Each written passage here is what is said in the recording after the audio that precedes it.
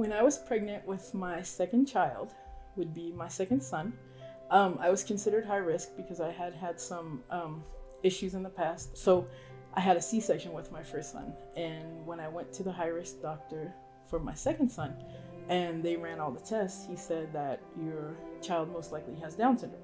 He said the odds are 1 in 49 that he has Down syndrome. These are the highest odds we see in these tests. So we wanted to do an amnio. And I said, no way, because you can spontaneously abort and it's just not going to happen.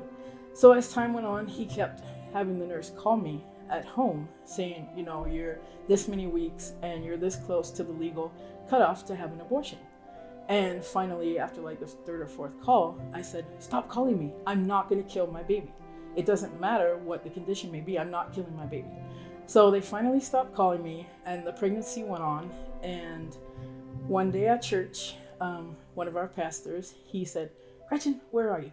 So I stood up in the back and he said, God wants you to know that he's going back to the 46. And I was like, I'm not 46. I wasn't born in 1946. What's 46?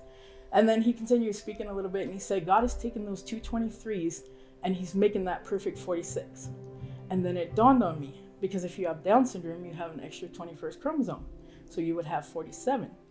And it dawned on me right in that moment. I was like, he's talking about my baby. He's perfecting the chromosomes.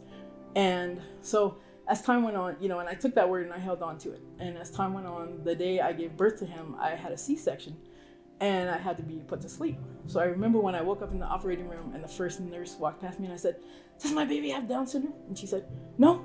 And then the next lady I said, does my baby have Down syndrome? And she was like, no. And then finally the third nurse, I was like, does my baby have Down syndrome? And she said, why are you asking us that?